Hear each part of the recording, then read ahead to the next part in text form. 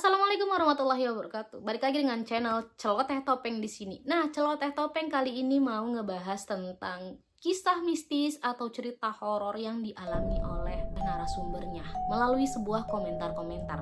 Dan seperti biasa, nanti akan kita tampilin komentar-komentarnya di atas ya guys ya. Jadi kita akan mendengarkan sambil membaca. Dan ini terkait tentang sebuah kisah santet menyantet. Bagaimana cerita kronologinya? Mari kita bahas langsung.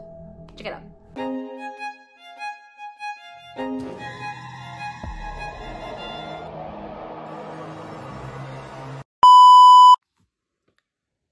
Kang denger kisah abang jadi inget dengan peristiwa keluargaku katanya guys. Sama dengan cerita abang, almarhumah mamahku diperiksa ke rumah sakit beberapa kali, tidak ada apa-apa, malah disebut punya penyakit emah. Jadi ini mamahnya udah dibawa ke rumah sakit berkali-kali guys, dan tapi diagnosa dokter tuh nggak pernah ketemu guys. Jadi nggak ada sakit nih, ujung-ujungnya dokternya malah bilang emah guys. Tapi katanya guys, anehnya kalau mamah sakit kerasanya kalau hari Kamis menjelang sore sampai hari Jumat. Katanya dia kerasa sakitnya itu menjelang di hari Kamis ke Jumat gitu guys. Dan hari Senin sore sampai malam Selasa, dan hari Selasa pasti sakit. Tapi setiap kali keluar dari rumah badannya sehat dan ceria katanya guys. Gimana sih? Dia sakitnya katanya di hari Kamis sampai Jumat. Terus Senin Selasa juga sakit. Jadi gimana sih? Tapi nggak seberapa sakit kalau dibawa pulang. Kalau dibawa keluar rumah malah sehat nih guys. Dan sembuh juga ceria guys. Ini sebenarnya sakit atau butuh healing ya guys ya. Tapi kita lanjut dulu ya baca. Kita selesaikan sampai kelar supaya kita tahu nih.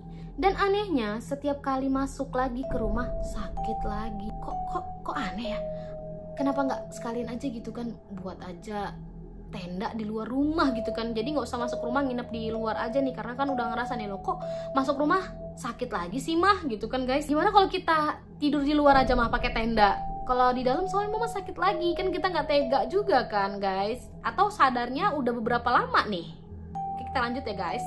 Sampai mamahku dibawa ke rumahku guys. Nah kan akhirnya mereka berinisiatif, kok kalau di rumah sakit, udahlah akhirnya inisiatif, udah kalau gini mah kayaknya kita coba bawa ke rumahku aja ya gitu. Healingnya ke rumahnya si anaknya guys. Lanjut guys. Dan alhamdulillah sehat dan bisa makan guys. Oh iya guys, bener ternyata guys, si mamahnya sehat kalau dibawa ke rumah anaknya guys.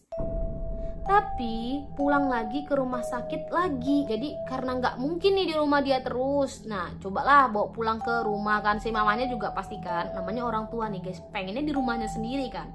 Dan dibawa lagi nih ke rumahnya. Dan sampai di rumahnya sakit lagi, sampai ke rumah sakit lagi. Dan aku pergi ke ustadz guys. Akhirnya dia inisiatif untuk pergi ke ustadz. Terus karena dia udah ngerasa aneh nih, kenapa setiap pulang kok sakit, dan kalau dibawa ke rumahnya kok sehat. Nah ini jangan-jangan ada hubungannya dengan hal gaib. Akhirnya dia inisiatif untuk tanya ke ustadz. Ternyata di rumah mamaku ada yang ngubur buhul guys. Tahu nggak sih kalian buhul? Yang kata orang-orang itu loh guys, yang apa namanya, kayak dibungkus kain, terus ada kayak paku, foto atau apapun macam-macamnya ya, tergantung dari buhul yang ditemukan guys ya. Konon katanya seperti itu guys. Terus di teras rumah dan di dalamnya ada telur soang yang sudah busuk guys. Kok ustadznya bisa ketemu kayak gitu ya guys ya? Itu telur udah berapa lama di situ? Ampun. Berarti kan telurnya agak lumayan besar nih kan. Ini soang ya guys ya, bukan telur ayam. Berarti lumayan besar gak sih? Kalian pernah ngeliat telur soang gak sih? Dan itu telurnya katanya udah busuk guys. Oh my god. Ada paku, rambut, dan dibungkus oleh kain kafan katanya guys kan.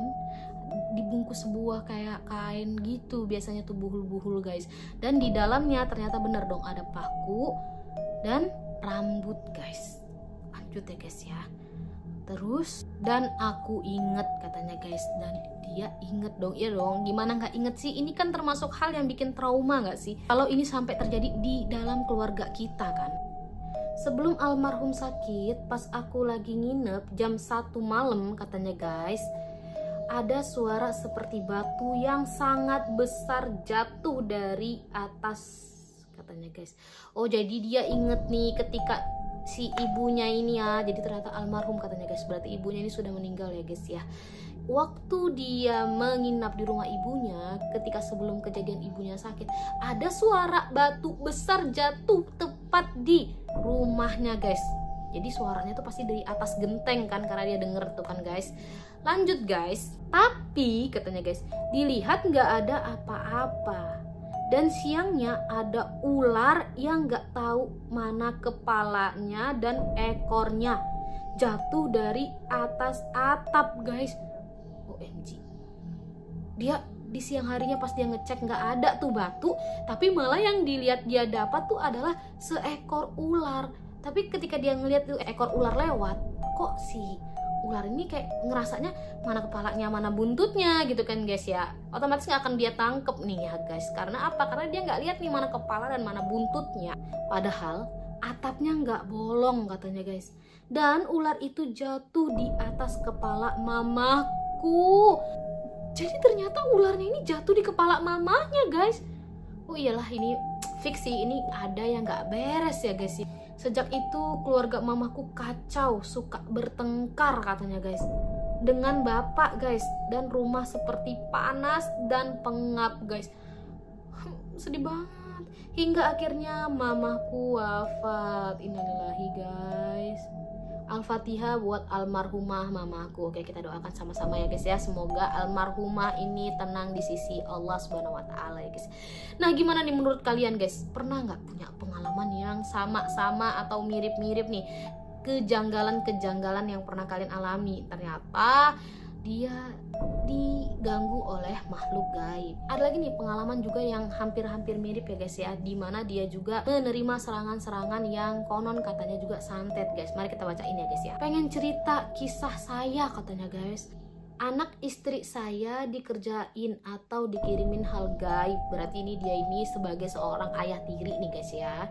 Jadi ini anak sambungnya nih yang ngalamin sama tetangga saya katanya guys. Jadi menurut dia ini anaknya dikirim oleh tetangganya. Oh my god, zalim sekali ya guys ya. Sampai saya gonta-ganti dari dukun udah, ustadz udah, kiai udah, tapi keluarga saya bermasalah masih saat ini. Jadi udah dia obatin kemana-mana guys, dan masih dong ngalamin hal itu. Terus saya kayak merasa capek gitu guys katanya sama orang-orang pintar, karena semua harus bayar. Ya ampun, dengan uang semua orang-orang pintar yang saya panggil guys. Jadi nggak gratis dong, namanya orang kan punya ilmu gitu kali ya guys ya. Jadi dia harus bayar, dan bayarannya mungkin nggak masalah sih, dia mikirnya bayar oke lah nggak apa-apa, yang penting ini keluarga saya sembuh dong ini. Tapi enggak, masih sampai sekarang masih tetap ngalamin hal itu. Ya kalau kayak gini saya jadi ngerasa terbebani dan terberatkan gitu kan, bayar tapi tetap keluarga saya masih hal yang sama nih guys.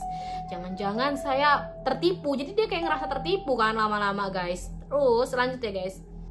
Akhirnya saya pasrah lagi, saya ikhtiar dan pasrah sama Gusti Allah Subhanahu wa taala. Akhirnya dia kembalikan kepasrahan dia atau berharap kesembuhan hanya kepada Allah Subhanahu wa taala, guys.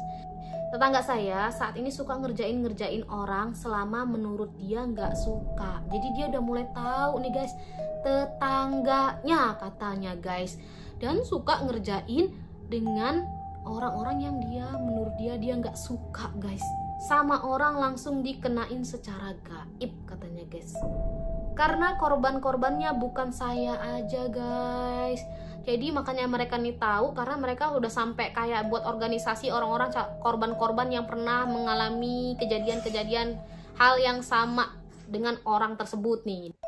Dan semua ketika ke orang pinter atau ustadz dan dukun jawabannya sama, yaitu pelakunya cuma satu, yaitu pelaku yang sama yang ngerjain gaib ke keluarga saya guys. Oh jadi si dukunnya ini ternyata juga nggak segitu sepele ya guys ya, masalah duit itu yang tadi ya guys ya. Ternyata dukunnya tahu kok siapa pelakunya, dan orang-orang yang sama ngalamin hal yang sama pun sama kata dukunnya kalau orang yang ngelakuin itu adalah orang tersebut. Terus guys, Lanjut. Tujuan dia ngerjain keluarga saya karena dengki guys. Dan biar saya pindah dari rumah yang saya tinggalin katanya guys. Panjang kalau diceritain ini mah kata dia guys. Gitu deh ceritanya guys.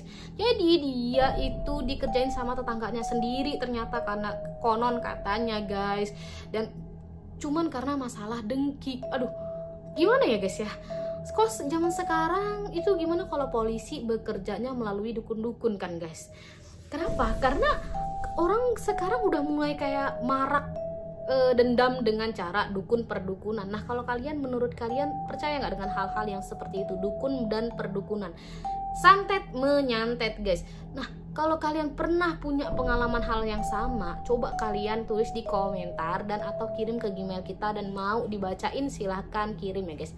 Dan menurut aku dendam itu janganlah ya. Kalau kita dendam atau kita benci, marah atau nggak suka sama seorang, cukup kita minta sama Tuhan aja lah ya untuk membalas perbuatannya. Tapi lebih baik lagi kalau kita minta kesabaran aja sama Allah supaya kita nanti dilapangin dada kita dan orang tersebut pasti akan tersungkur dengan sendirinya gitu guys. Tapi manusiawi lah ya, kita sebagai manusia biasa pasti kalau namanya dendam ya nggak bisa seikhlas itu gitu kan.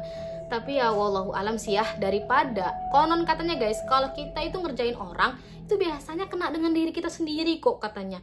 Nah itu kan merugikan kan, 2 kali lipat merugikannya nggak sih? Nah buat kalian dan kita semua, semoga kita terhindar daripada keburukan-keburukan orang ya, apalagi sampai dengki-dengkinya orang ke kita ya. Kita berdoa sama Tuhan Subhanahu wa Ta'ala dijauhkan dari hal-hal yang seperti itu. Oke, terima kasih ya guys. Kalau misalnya ini tiba-tiba gelap nih guys, ini karena aku matiin lampunya, karena ada laler nih yang lagi ngelilingin dari tadi, jadi aku matiin aja deh lampunya ya guys ya. Oke, terima kasih. Wassalamualaikum warahmatullahi wabarakatuh. Bye bye.